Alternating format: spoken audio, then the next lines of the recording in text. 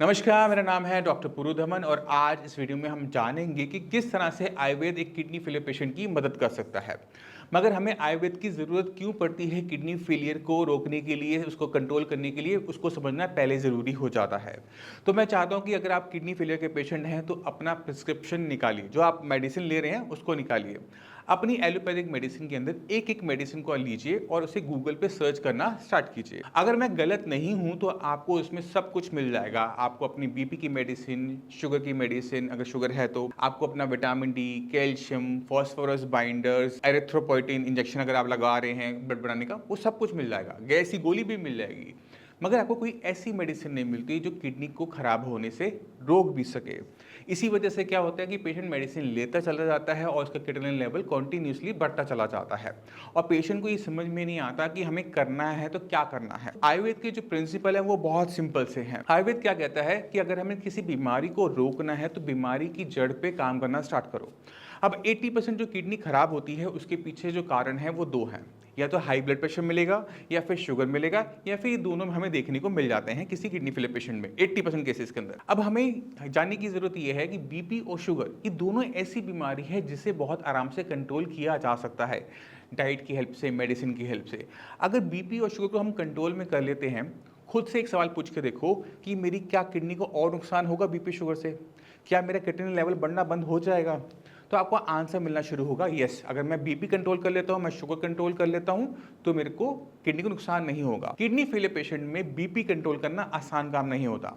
अक्सर पेशेंट एक मेडिसिन खाता है बीपी की, वो देखता है कि उसका बीपी कंट्रोल में आ गया, बट वो देखता है कि कुछ घंटों के बाद बीपी दोबारा से बढ़ने लग गया और काफ़ी बढ़ जाता है। और ये दिक्कत कब बढ़ती है? जब हम रात को मेडिसिन लेके सो जाते हैं। मेडिसिन का असर 2-3 घंटे रहा, बट हम रात भर 8 से 9 घंटे सो रहे होते हैं। तो क्या होता है कि बीपी रात को बढ़ना शुरू करता है, इसलिए जब हम मॉर्निंग में अपना बीपी चेक करते हैं वो नॉर्मल से कई गुना ज़्यादा आता है। अब प्रॉब्लम क्या है? आपने पूरा दिन मेडिसिन खाई, दिन में 3 बार मेडिसिन खाई, बीपी आपका दिन में तो कंट्रोल में रहा, बट वो रात को जो बढ़ा ना, तो रात को किडनी को नुकसान गया। अब ये जो नुकसान रात को जा रहा है वो किडनी को आगे खराब करता चला जाता है। नुकसान चाहे कम है पहले से, बट वो नुकसान तो है ही ना। अब जो नुकसान थोड़ा थोड़ा इकट्ठा हो रहा है वो कुछ महीनों में बहुत बड़ा हो जाता है। तो ज़रूरी हमें क्या करना होता है? हमें ऐसा कुछ करना होता है जहाँ पे बीपी हमारा 24 घंटे ठीक रहे। अब जितनी भी एलोपैथिक मेडिसिन को मैं जानता हूँ उनकी जो हाफ लाइफ होती है वो 6 घंटे की होती है, 4 घंटे की होती है, बट कोई भी मेडिसिन ऐसी नहीं होती जो उसे 12 घंटे 24 घंटे कंट्रोल में रख सके। उसमें हेल्प करता है आयुर्वेद। आयुर्वेद क्या करेगा? इन्हीं मेडिसिन की जो एफिकेसी है, यानी जो बीपी की मेडिसिन आप ले रहे हो उसकी एफिकेसी को बढ़ाते हुए 24 घंटे आपको बीपी कंट्रोल करने में हेल्प कर जाता है। यानी जब आप हमसे ट्रीटमेंट लेते हो, जब आप श्रेयास में आते हो तो आपका ध्यान रखा जाता है कि बीपी आपका 24 घंटे कंट्रोल में रहे और उसमें आयुर्वेद बहुत अच्छा वर्क करता है। अब हमने आपको बताया था कि दूसरी जो बीमारी है जिसकी वजह से किडनी खराब होती है वो है डायबिटीज। कोई भी शुगर 180 को क्रॉस कर रही है तो आपकी किडनी को नुकसान देखने को मिलता है। अब ये जो नुकसान, जैसे मैंने बताया बीपी में, अगर थोड़ा थोड़ा नुकसान डेली बेसिस पर भी होगा तो महीने के एंड पे बड़ा हो जाएगा और कुछ महीनों के बाद, सालों के बाद वो और बड़ा हो जाएगा। तो ज़रूरी क्या है? अपनी शुगर को बहुत अच्छी तरीके से कंट्रोल रखना। कोशिश करो कि अपना HbA1c 5.56 के आसपास रखो जिससे आपकी किडनी को नुकसान ना हो। क्योंकि अगर शुगर कुछ मिनटों के लिए, कुछ घंटों के लिए अगर बढ़ भी जाती है कोई दिक्कत नहीं होती, बट अगर वो कॉन्टीन्यूसली बढ़ी रहेगी तो कॉन्टीन्यूसली ही नुकसान किडनी को होता रहता है। तो अब बीपी शुगर की मैनेजमेंट के लिए हमें वहां पर आयुर्वेद रखना पड़ता है कि बीपी आपका 24 घंटे ठीक रहे, शुगर आपका 24 घंटे ठीक रहे। क्योंकि जितने भी पेशेंट मेरे पास आते हैं उनकी बस यही कंप्लेंट होती है कि हम मेडिसिन तो खा रहे हैं मगर मेडिसिन खाने के बाद भी हमारा बीपी और शुगर कंट्रोल में नहीं आ रहा। यहाँ पे क्या है? हम एलोपैथिक मेडिसिन के साथ ही आयुर्वेदिक मेडिसिन को प्लेस करते हैं जिससे हमें बेटर कंट्रोल देखने को मिलता है।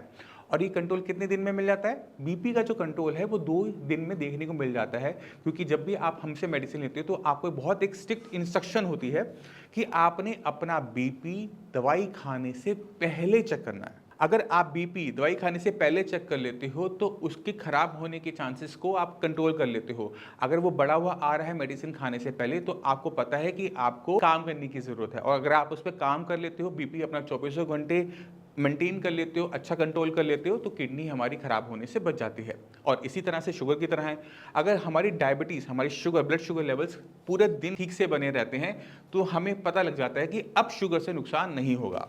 मगर फिर भी हम क्या देखते हैं कि सीकेडी पेशेंट के अंदर क्रेटिनिन लेवल, यूरिया लेवल बढ़ते चले जाते हैं जबकि बीपी और शुगर बिल्कुल कंट्रोल में होते हैं। उसके पीछे कारण डिफरेंट है जिसको मैं अगली वीडियो में आपको समझाऊंगा। मगर हम मोटा मोटा क्या करते हैं, बीमारी की जड़ को पूरी तरह से कंट्रोल में ले आते हैं जिससे बीमारी आगे बढ़ना बंद कर देती है। Creatinine level, urea level stable होने शुरू हो जाते हैं, यूरिन में जो प्रोटीन है वो कम होना शुरू हो जाता है और वो बहुत बेनिफिट देता है किसी भी किडनी फेलियर पेशेंट को। तो ये तो बात होगी कि किस तरह से हमने शुरू में इस पर काम किया। अब है कि हम किस तरह से क्रेटिनिन लेवल और यूरिया लेवल को नीचे लेकर आ सकते हैं। अब अपनी किडनी को इमेजिन करना स्टार्ट करो। आप उसको सोचो कि उसमें छोटे छोटे फिल्टर्स हैं जिसे आप अपनी स्क्रीन पर देख पा रहे हैं। ये ब्लड को फिल्टर आउट कर रहे हैं, ब्लड इनके अंदर एंटर करता है और गंदगी जो होती है इसे सेपरेट आउट होती है। इसको आप इमेजिन करने की कोशिश करो। अब सवाल ये उठता है कि ये तो बात हो गई बीमारी को रोकने से, अब हम किस तरह से क्रेटिनिन लेवल, यूरिया लेवल को डाउन कर सकते हैं आयुर्वेद की हेल्प से।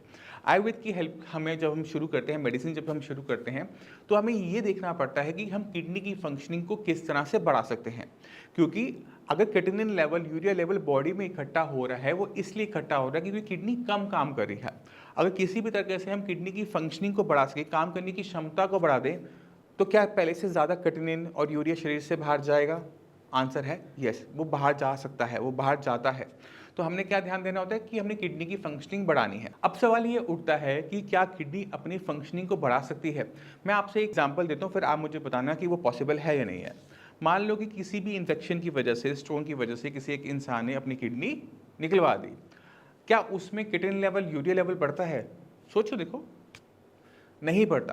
क्यों नहीं बढ़ता? क्योंकि किडनी के पास अपने पास नेचुरल क्षमता होती है अपने काम की क्षमता को बढ़ा लेने की। अगर उसे एक माहौल अच्छा मिल रहा है, बीपी नहीं है, शुगर नहीं है, उसे किसी तरह का नुकसान नहीं हो रहा, तो किडनी अपनी क्षमता को बढ़ा लेती है। अब हमने यही किडनी की जो क्षमता है अपने काम को एक्सपेंड कर लेने की, वो हमें हर किडनी फेलियर पेशेंट में इस्तेमाल करनी पड़ती है कि किडनी की जो फंक्शनिंग है वो सुधर जाए। किडनी की फंक्शनिंग सुधरती है, वैसे ही क्रेटिनिन लेवल और यूरिया लेवल डाउन होना शुरू हो जाता है।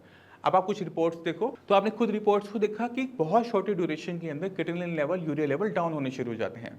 और इसी तरह से आयुर्वेद किसी भी किडनी फेलियर पेशेंट में हेल्प करता है दो तरीके से। पहला, उसकी बीमारी की जड़ को कंट्रोल करके, दूसरा आपकी किडनी की फंक्शनिंग बढ़ा के। अगर हमें ये दोनों चीज़ें मिल जाती है किसी केस के अंदर, वहाँ पर हमें रिपोर्ट्स जैसे मैंने आपको दिखाई हैं ऐसे रिजल्ट्स भी देखने को मिल जाते हैं। तो अगर आप किडनी फेलियर के पेशेंट हैं तो आपको अपनी किडनी को समझने की ज़रूरत है, आपको अपनी बॉडी को समझने की ज़रूरत है कि आपकी बॉडी के साथ जो गलत हो रहा है वो क्यों हो रहा है। अगर आप इसमें से क्यों निकाल लेते हो ना कि क्यों खराब हो रहा है, तो बहुत का 50% ट्रीटमेंट वहीं पर हो जाता है। क्योंकि आपको पता है कि आपने उस पर काम करना है, उससे अच्छे तरीके से मॉनिटर करना है, चाहे वो बीपी हो, चाहे वो शुगर हो, चाहे वो दोनों हो। अगर आप ये काम कर लेते हो ना, 50% बीमारी तो आपकी वहीं खत्म हो गई, क्योंकि वो आगे बढ़ना बंद कर देती है और हमें वहाँ पे बेनिफिट मिलना शुरू हो जाता है, क्योंकि अब हम यहाँ से किडनी की फंक्शनिंग भी बढ़ा पाते हैं। तो मैं उम्मीद करता हूँ इस वीडियो से आप समझ गए कि किस तरह से आयुर्वेद हेल्प करता है किसी भी किडनी फेलियर पेशेंट में, क्रेटिनिन को डाउन करने में, यूरिया को डाउन करने में और जीएफआर को बढ़ाने में।